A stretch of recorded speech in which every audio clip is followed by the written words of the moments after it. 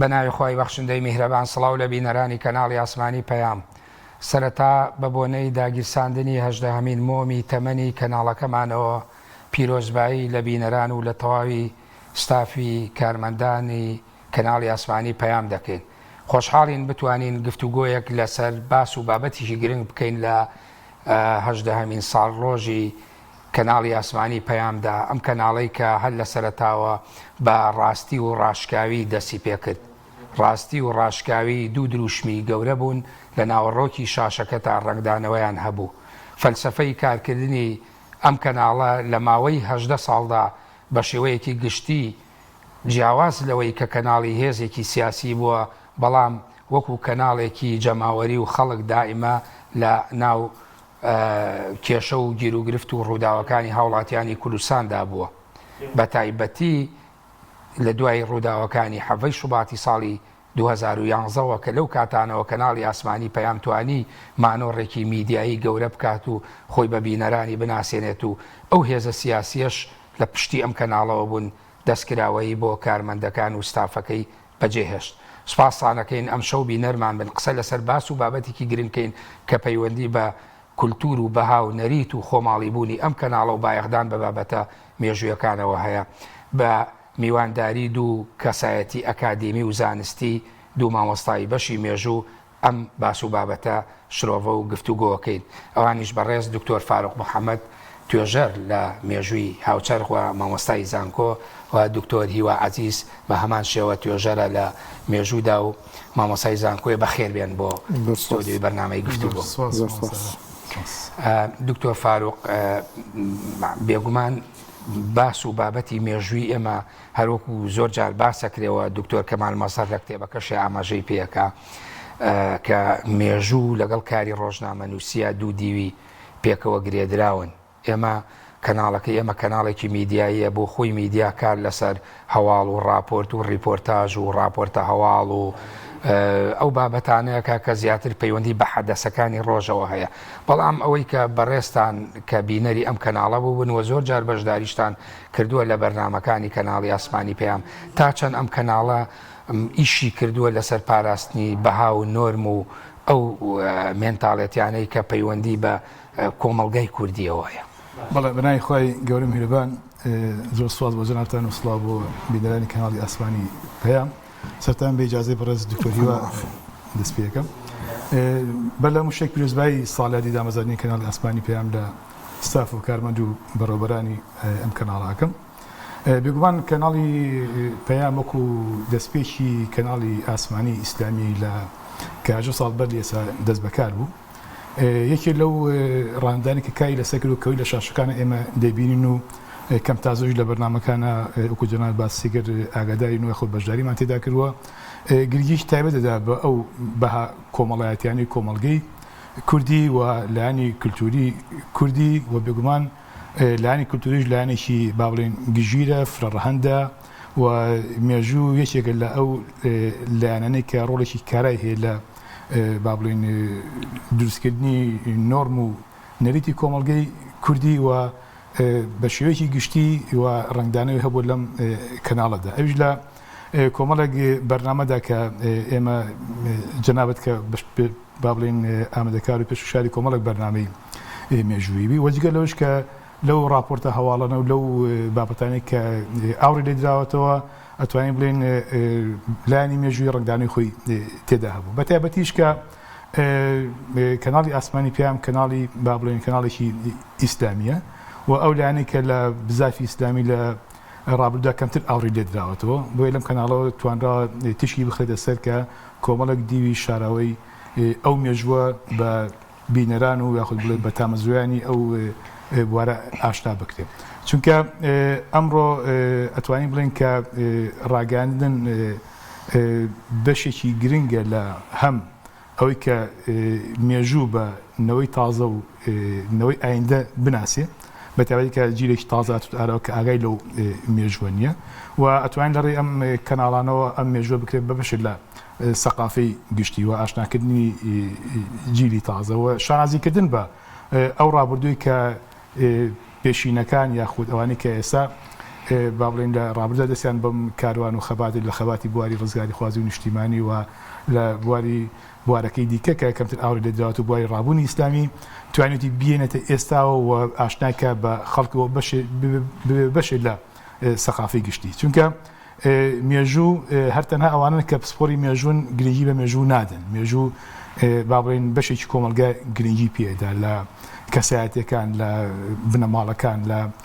ڕۆتە جیاوازەکان و کەسایەتی کۆمەڵایەتەکان هەموو ئەمانانی بابەتێکی گشتیە جوازار مێژوو دیکە کە پسپۆریشەوە کەسانێک کە با بڵێن قاڵن و توێژنەوەی زانستی مێژووی تێدا ئەنجامەدەن بۆیە بابەتێکە بەشێکە لە خەمی گشتش بۆیە بین ئەو بەرنامەی کە مێژووین ینی جەمالی تایبەتی خۆیان یاخود بڵێن بینەری زیاتریان هەیە و ئەو با بڵێن پەرتوکانی کە ئەخرێنە بازاڕەوە چاپ بکرێن کە مێژووین با بڵێن خوێنەری زیاتریان هەیە لەوەی کە مەسەرەن بابەتێکی سروشتی زانستی سروشتی بەحتە بۆیە ینی لەڕێی باڵێن ڕاگەاندن بەگشتیوە ڕێی کەناڵی ئاسمانی پێیانەوە ئەو مێژووە توانراوە ئاوڕێ لێ بجێتەوە بەشێک لە با بڵێن بابەتی ڕۆژ و بابەتی گرنگ و بێتە جێی شانازی هەم ئەوانی کە گرنگی پێدەن و هەمیش ئەوانی کە بەڕاستی کە ڕۆلی خۆیان لە ڕابردە لەو مێژوەدا و وەک پێویست ئاورە لە نزداوەتەوە توانراوە کە کەم تا زۆر ئاورێن لێ بدرێتەوە. بەڵام سپاس دکتۆر هیوا پەیوەندی نێوان میدیا و با بڵێن مێژوویە میدیا و بەها و نۆرمە کللتوریەکان چییە چۆن میدیا ئەتوانێت ئەم باس و بابەتانە بپارێزێەوە چۆن ئەتوانێت ئاسایش و ئاشتی کۆمەلگا لە ڕێگەی پاراستنی ئەمانەوە دابین بکات. سەرەتا زۆر سواس بۆم دەرفەتە و پیرۆزباییش بۆ کەناڵی پەیام و سەرجەم ستاف و کادرانی و زیاتر لەوەش پیرۆزبایی لە سەرج ئەم میدیاکارانی کوردستان چونکە بەڕاستی بوونی ئاراستەی جیاوازی میدیایی لە ناو کۆمەڵگەیە خۆی لە خۆیە بەڵگەی پێکەوەبوون و یەکتر قبولکردن و پیشاندانی فرەیی کۆمەڵگاکە دەرەخات لەبەرەوە لە ڕاستیا بوونی پەیام وەکو کەناڵێکی ئیسلامی بۆ کۆمەڵگای کوردی کە با بڵێن تا ئێستاشی لەگەڵا بێ وەکو زۆرینە موسڵمانە لە ڕاستیا گرنگە ئەمە بەدیوێکە کە تعبیر لە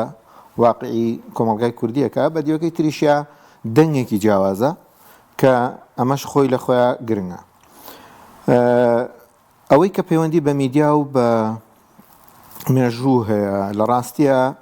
هەمیشە وتراوە کە میدیاکار لەگەڵ مێژونووسە ئیشیان هاوشێوەیە هەردووکیان بنکۆڵکاریەکەن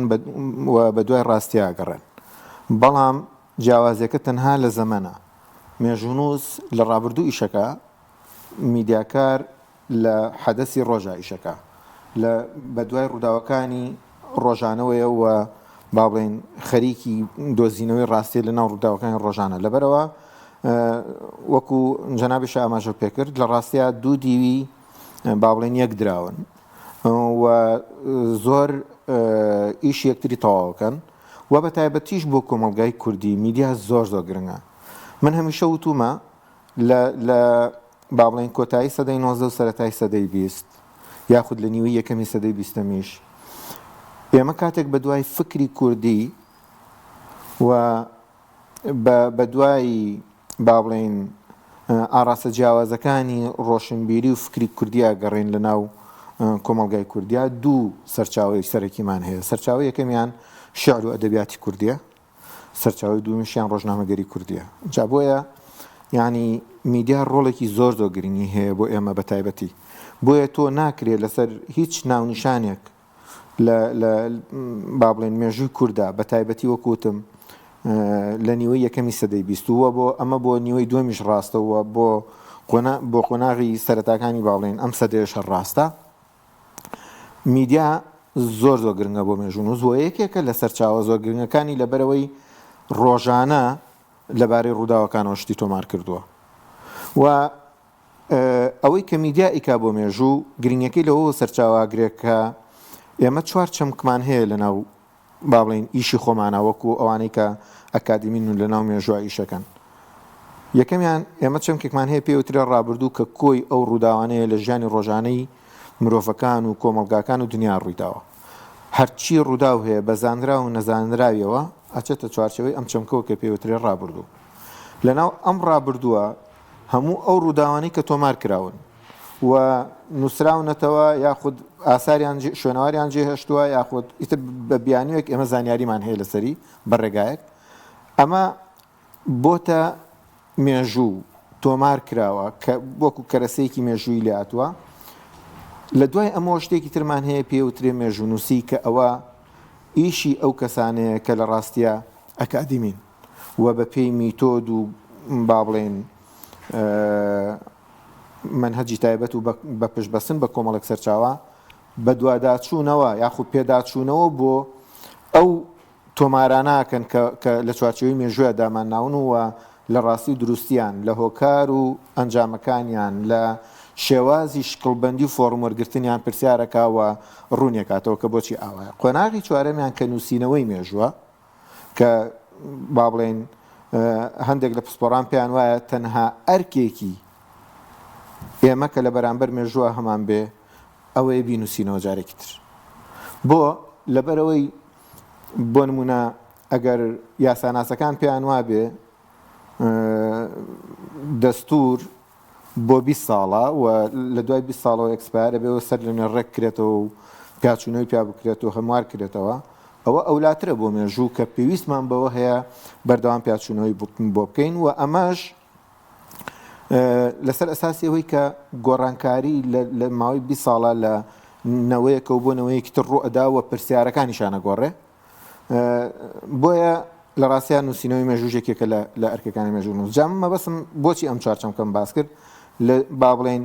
لە گەڕان بە دوای لە ڕابردووە و دۆزینەوەی ڕاستیەکان و تۆمارکردن و ئەرشیفکردنی میدیا ڕۆڵێکی زۆر گرنگگەڕێ و لە ڕاستیە من بەو پێی کە لە چەند بەرنمەیەکە لەگەڵ جەنابتا لێرە بەشدار بووم ئاگاداری ئەوە هەم کە ینی یەکێک لەو ڕەهەندانی کە لەناو ئەم کەناڵە ئیشی لەسەر کراوە بریتە لە ئیشکردن لەسەر مێژوو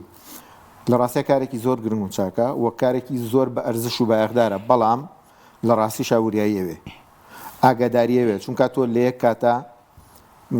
پێویستە بەوە هەیە کە وەکو میدیایەکی ئاراستەکرا و بزانی چۆن مامەڵە لەگەڵ بەرنمەکان و با بڵێن واقعەکەیەکەی لە هەمان کاتیشا وەکەوەی کە تۆ خۆت خاوەنی پامێکی و بڕوات بە باگراوندێکی خۆت هەیە لەسەر ئەساسی ئەمەش جارێکی تر تۆ بێ بزانی چۆن قسە لەسەر ئەو بابەتە ناکەی خاڵێکی تریش لەوانە ئەوەیە کە تێگەیشتنێکی هەڵە لە بەرامبەر کۆی مێژووی کورد هەیە بە مێژووی کۆنیەوە بە مێژووی با بڵێن سەدەکانی ناوەڕاستەوە کە با بڵێن مێژووی ئیسلامیەکەوێتە ناو ئەو قۆناغەوە و تەنانەت بە مێژووی نوێ هاوچەرخیشەوە چۆن لەگەڵ ئەمانە مامەڵاکەی وە ئەیکەی بە پەیامێکی تەواو و تا ڕادێک وە کۆڵێک گونجاو بۆ سەردەمی خۆت لە ڕاستی ئەمەشکارێکی قورسە بەڵام ئەتوانم بڵێم ینی ئەوە پرسیارێکی فەلسەفیە چمە لای دکتۆر فاروق پرسیارم ئامادەکرەوە بە ڕێز پرسیارت لێ یەکەم دکتۆر فاروق ئێمە دوو بابەتمان باسکییان پارێزگاریکردین لە بەها و نۆرم و بابەتە کللتوریەکان کە ئێمە بە تایبەتی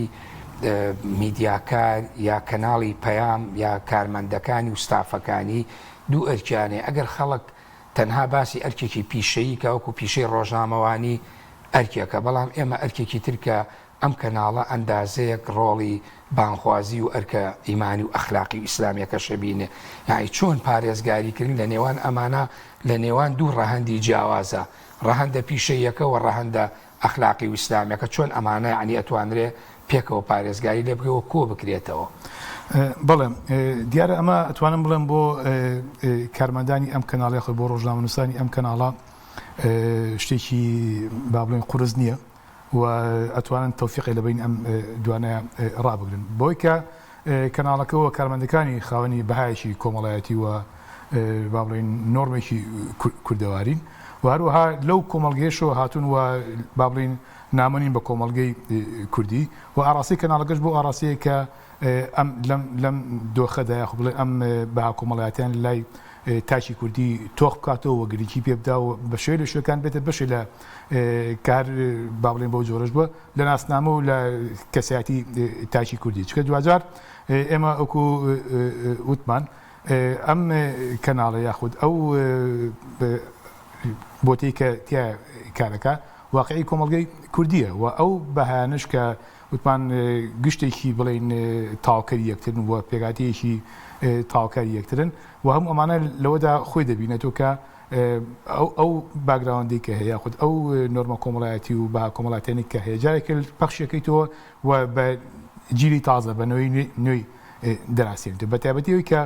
کۆمەڵگەی کوردی لەسەری کۆکە کۆمەڵگەی کوردی و شانازی پێوەکە لە دابوونەرێتی پێشینانمان لە با بڵێن ئاینی پیرۆزی ئیسلام و لەو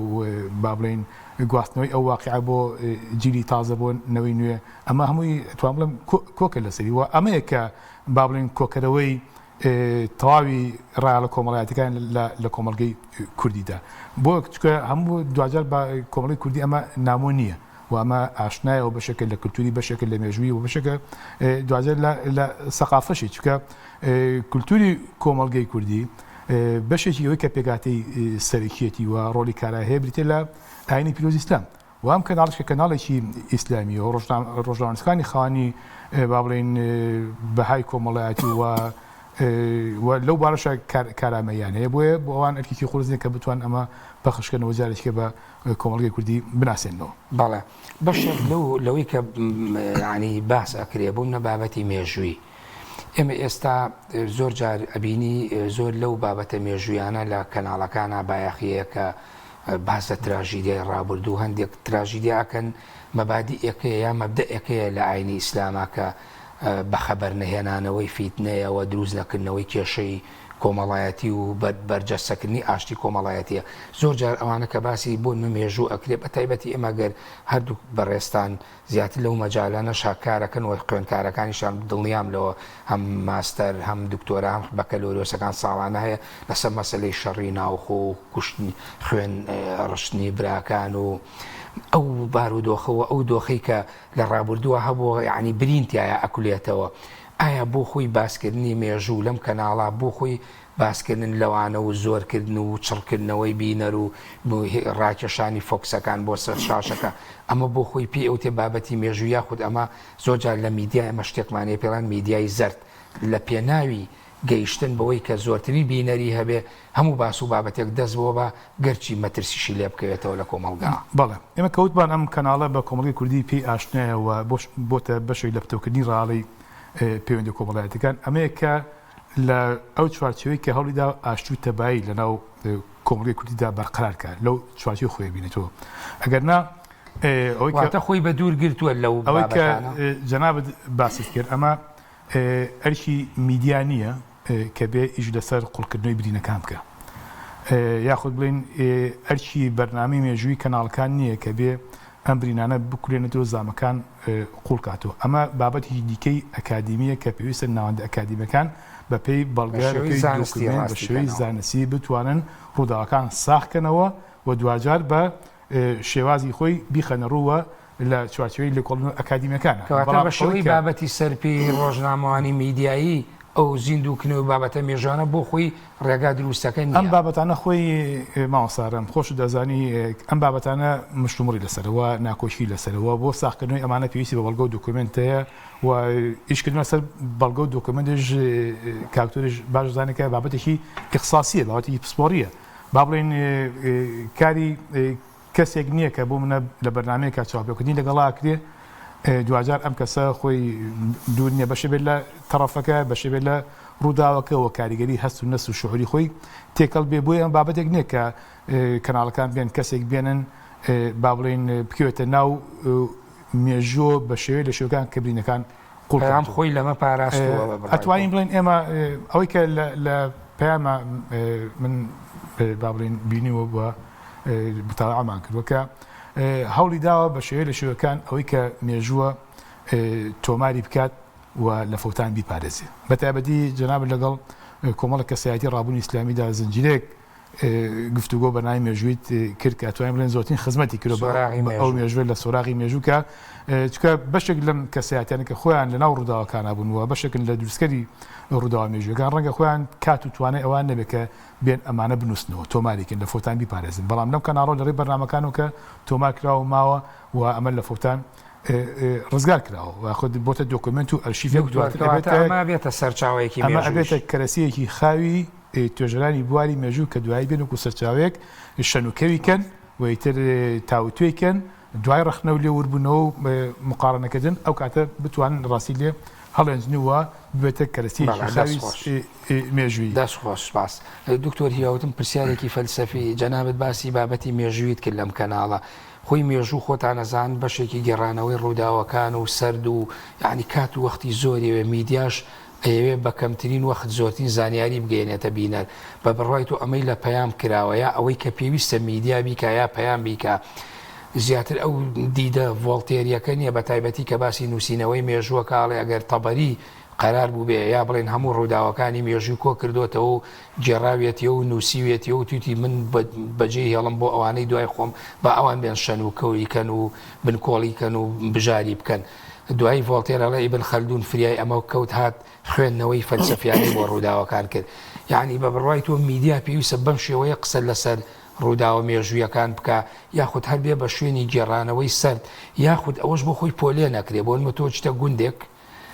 باسی مێژووی دروستبوونی گوندەکە ئەکرێ ئەمە لەوانەیە لە چەند بابەتێکی کورتا کۆتایی بێ بەڵام کۆمەڵێک بابەتی تری مێژووی هەیە پێویستی بە چەندین حەڵقە و بابەت و دانیشتن و گفتوگوۆی لە کاتێکا میدیا کۆمەڵێ بەرنامەی جیاوازی و کەناڵێکی وەکو پەیامیش کە تەنیا خۆیەتی ئەم هێزە کەناڵی تری نییە وەکو بەڵندگۆی بینرا و تەنها پەیامی هەیە بە بڕوای تۆ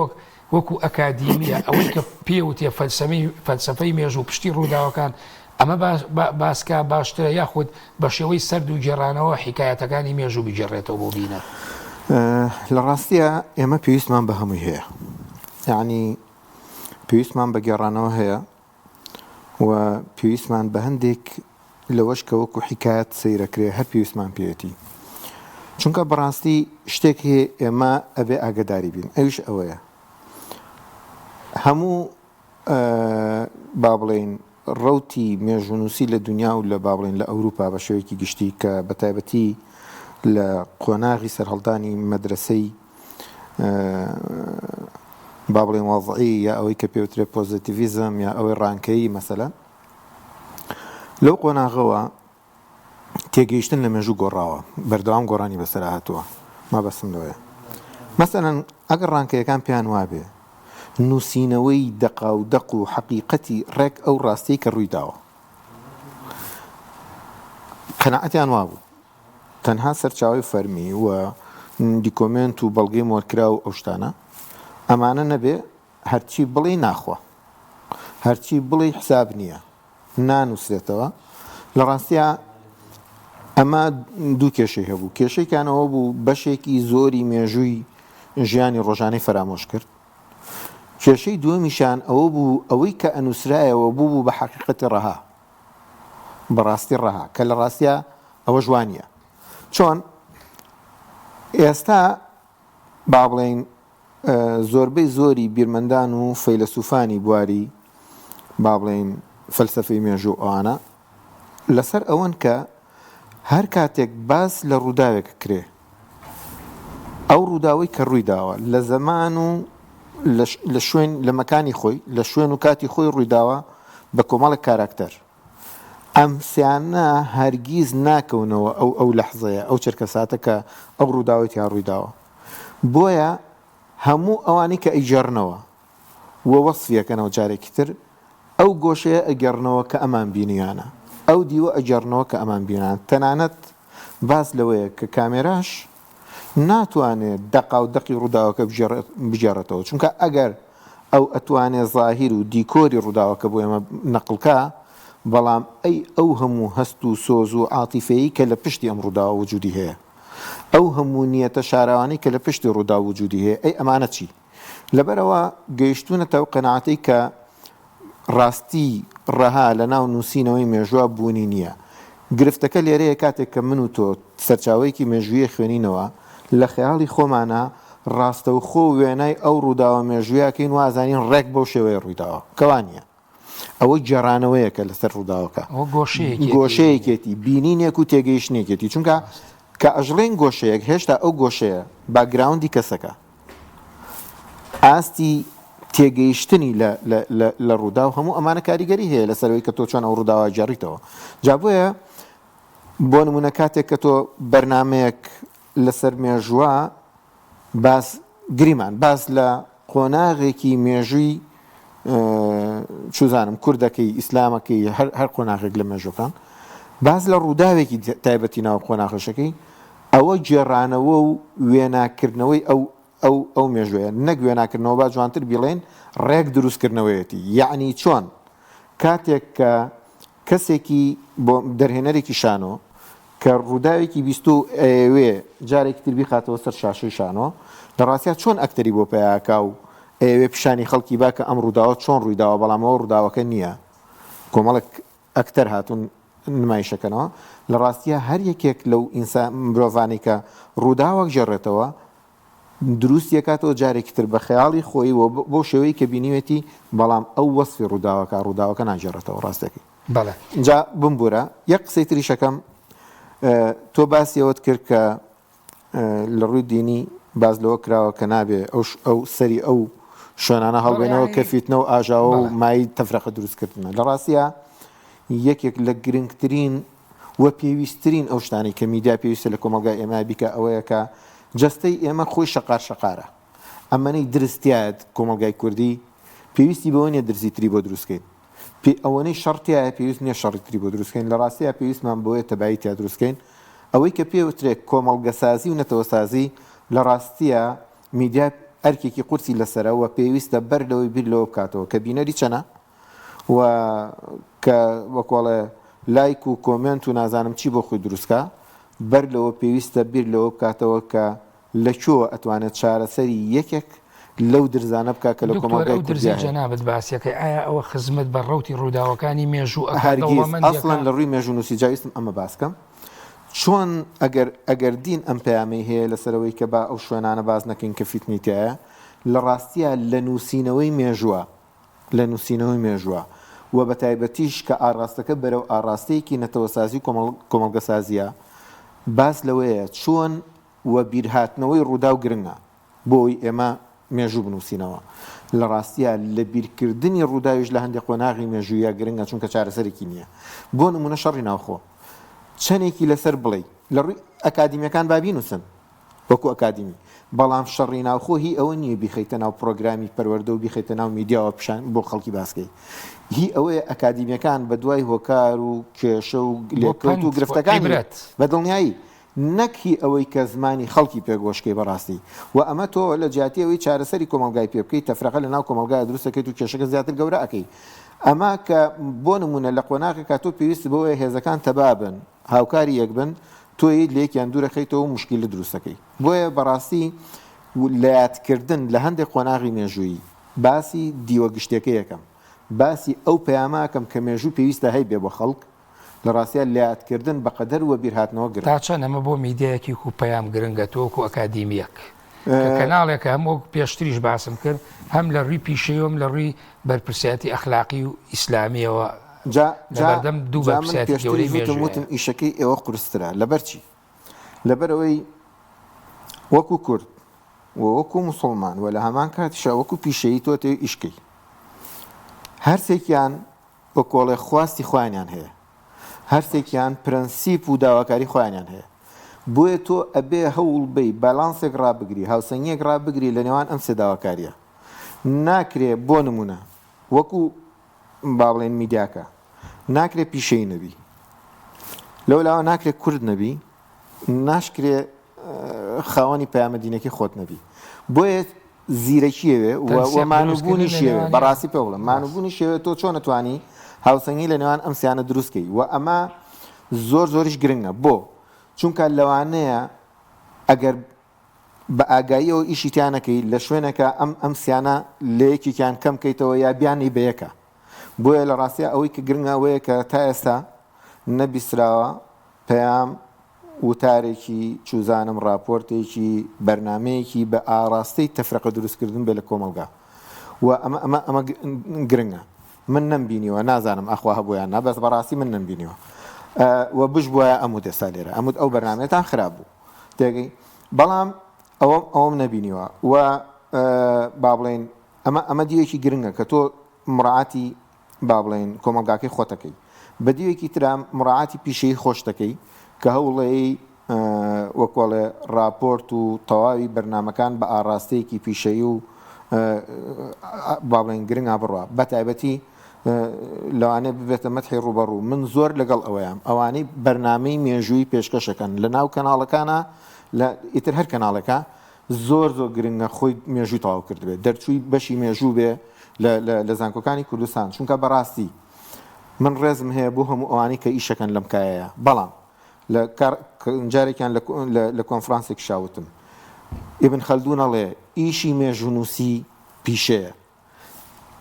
پیشە پێویستی بە بەهرە هەیە پێویستی بە فێربوون هەیە بەوەیە کە بە مەراحل بە شاگردی تێپەڕیوی بۆی ببی بە مۆستا لە پیشەکەیە زائیدەن ئەوەش کە بەڕاستی چوارچێوەی دیاریکراوی خۆیە هەموو کەس ناتوانێت مێژوونووس بێ هەموو کەسیش ناتوانێت قسە لە مێژوو بکە بەڕاستی چونکە گێڕانەوەی چیرۆک کە هێشتا لە ڕابردووایە و هێشتا لە قۆناقی تۆمارکردنایە پێی ناوترێ مێژوو بۆیە ئەوانەی لەوە قساکەن مافی خۆیانە یا داشتە نووسێتەوە کتێبە نووسێ ئارەزوی خۆیەتی بەڵام ئەوە پێی ناوترێ مێژوو بۆیە دەیان چەمکی هەڵە هاتۆتە ناو کای مێژووی ئێمەوە مەسەرەن یەکێک لە دیارترینیان بریتێ لە چەمکی خیانە دیان ناپاکی هەموو هێزەکان بەکاری هێنن لە ڕاستیە بنەمایەکی ئەکادیمی زانستی نییە بەکارهێنانی ئەو چەمکە لە ناو مێژووی کوردە هەمووی وەکو تاوانبارکردنی بەرامبەر بەکارهێنێ کە لە ڕاستیە تۆ بۆ ئەوەی تۆ باز لە ناپاکی بکەی پێویستە بەوە هەیە بۆ نمونە میساقێکی شەرەف هەبێ دەستورێکە بێ یەک لای کاتەوە جاوان بەسم لە چییە لە ڕاستیە ئیشەکەی ئێوە زۆر قورسەکە بێ هەمیشە ئاگاتان لەو سێ ئاراستەی خۆتان بێت وەڵێ سپاس دکتۆر فاروق ئەوانەی کە پەیام کردوێتی لە ماوەی 18 ساڵە تقریبا ئەندازەیەک زاکیرەیەکی دروست کردووە جەنابەت باسی هەندێک بەرنامەی مێژووی کرد بۆ لەسەر ڕابوونی ئیسلامی ڕابوونی ئیسلامی کەمترین بەرنامەی مێژووی لەوانەیە لەسەر کرابێ بە تایبەتی ئەو ئاراستەیی کە ئاراستەیەک لە خەباتی ڕزگاری خوازی نەتەوەی یا کووردا بەشداری کردووە ئایا بوو خۆی ئەم بابەتانە لە ناو میدیا ئەبنە سەرچاوە سبەینێت تۆ خوێندکارەکەت بنێری بابەتێک بنووسێ لەسەر ڕووداوێکی مێژوو لە کەناڵی پەیامە باس کرابێ و ئاماژەی پێکرابێ ئەمە بۆ خۆی بێ بە مەزدەر ئێوە زۆر لەسەر مەزدەر و مەرجع و بەکارهێنانی سەرچاوە تاکی دەکەنەوە بۆ خوێندکارەکانتان بێگومانێکی لەو سەرچاوانێک کە لە واری توێژنەی مێژوویدا بەکاردێبریتێ لە چاپێکۆتنی ئەو کەسایەتیانی کە بەشێکن لە ڕووداوەکان بەشدار بوون بەشێکن لە دروستکەری ڕووداوەکانیان بە چاوی خۆیان بینیوە بۆیە ئەو بەرنامانی کە تۆمارەکرێن ئەمە بەشێکە لە تۆمارکردنی مێژوو و بەشێکە لە ئەرشیفکردو بە دۆکمنتکردنی ئەوانەی کە ئەو ڕووداوانێک لە ڕابردووە ڕوویداوە بۆیە ئەمە کاری توێژەر ئاسانەکە کە بۆی کە چ لە با بڵێن لە گۆڤارێکە چاپێکۆتی لەگەڵا کرای بڵاوکرابێتەوە لە ڕۆژنامەیەکە یاخود لە کەناڵەکە بە شێوەی با بڵێن دەنگ و ڕنگ بڵاو بێتەوە بێتە بەشێ لە ئەرشیف دواتر توێژەران ئەتوانن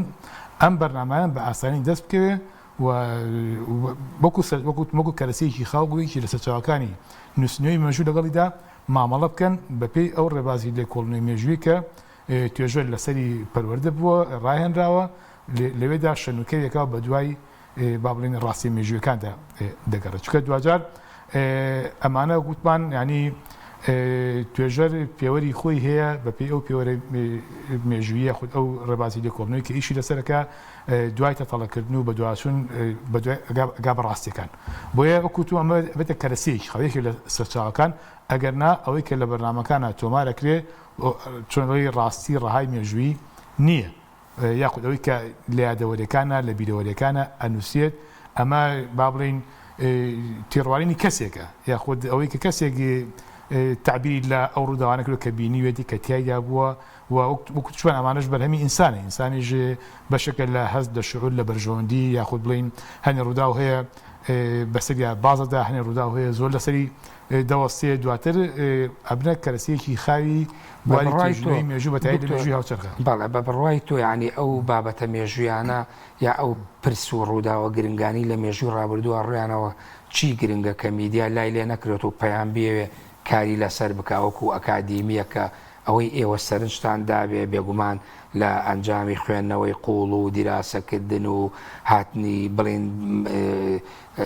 نەخشەی توێژینەوەی خوێندکارەکانتان و ئەوەی سەرپەرشتی بەحس و توێژینەوەکانەکەن یعنی کام گۆشانە گرنگە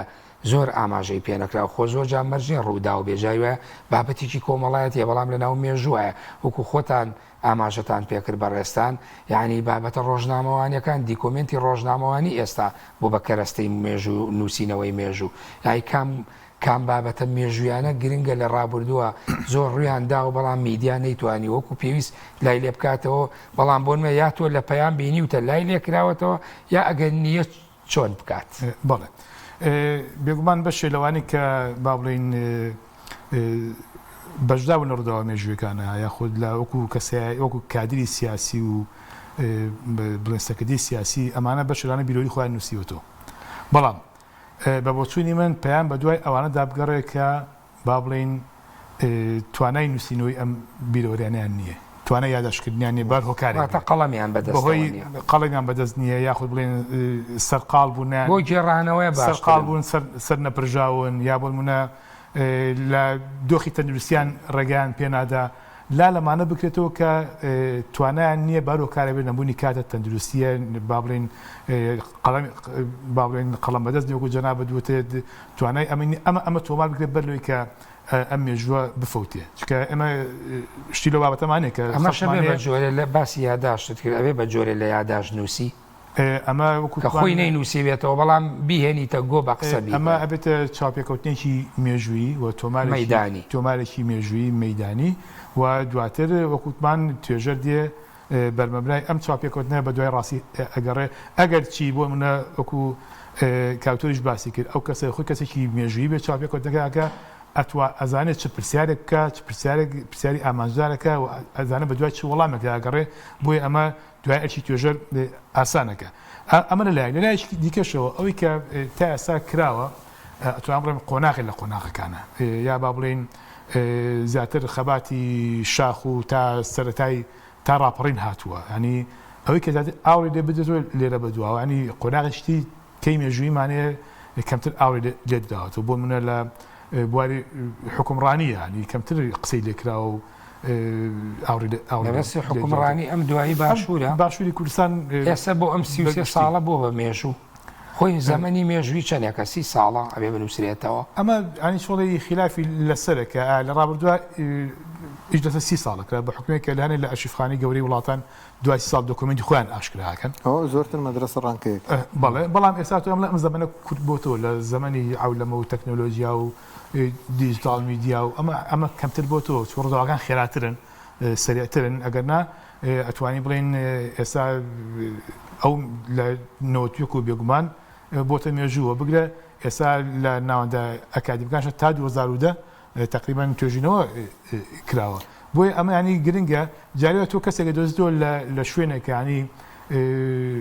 بەشێکی گرنگ بۆ لە ڕووداوەکان بەڵام ئاوری لێ نەداوە تۆ خۆشی توانای نووسنەوەی ئەم مێژووین ئەمە لەلایەک لایەکەشەوەی کە لەوتمان لە تەنها ئەزمموی شاغ نەبێت بەڵکو ئەزمموی شار و حکومڕانیش و ڕووداوەکانی دوای با بڵێن ڕاپەڕێنش بگرێتەوە وەڵامەکەم وەرگرت سپاس دکتۆریوە جیاوازە و بەرنامە مێژووی کە جەنابەت باست لەوە کرد کە کەسێکی ئەکادیمیا دەرچووی مێژوویە بۆ خۆی بێ بەرنامەی مێژووی پێشکەش کات و بتوانێت بە شێوەیەکی بابەتی لەسەر بابەتەکان ڕابوەسێت ئەی کۆی بەرنامەکانی تریم کەناڵە یعنی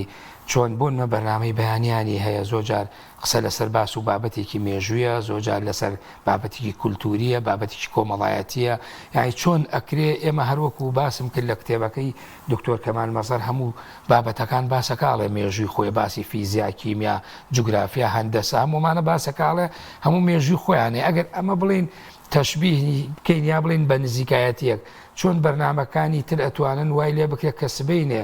بەرنمەکانی ئەم کەناڵە وای لێبێ هەمویان ببنە کەرەستەیەک بۆ سەرچاوی مێژوو و بتوانێت ئەو ڕەهەندەی بەسەرا زاڵکەی کە سوودی لێوەربگرێک نەک شتێکی ئانی بێ و تێپەڕێ و ڕاگوزەری بێ. وەڵامی ئەم پرسیارە بەسمەوە بە بەشێک لە ئەو پرسیاری کە پێشتر کردە حەزەکەم مێژ دوو سەر لەسەرەوە بکەم کاڵەی